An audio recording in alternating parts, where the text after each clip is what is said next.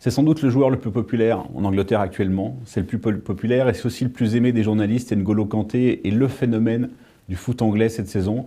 C'était déjà le cas de la saison dernière avec Leicester, qu'il avait porté jusqu'au titre. Alors il n'était pas le seul, il partageait les lauriers avec Ryan Mahrez et avec Jamie Vardy. Mais là, à Chelsea, dans une équipe où Eden Hazard marche à nouveau sur l'eau, où Diego Costa fait une saison formidable, il est le joueur qui fascine le plus l'Angleterre. Il va être en lice avec Eden Hazard pour le titre de meilleur joueur du championnat de l'année.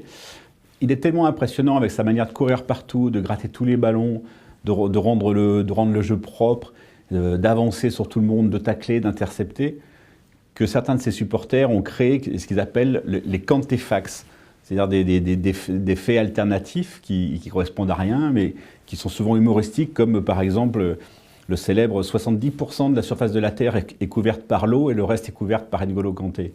Et comme ça, tout est décliné. Et c'est vraiment un phénomène assez incroyable.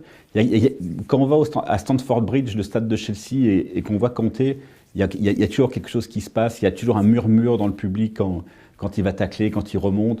Et il a marqué 2 buts cette année contre Manchester United, les deux à 2 réas, un en championnat, l'autre en cup. Et à chaque fois, on voit la joie de ses coéquipiers. C'est quelqu'un qui suscite comme ça une empathie incroyable.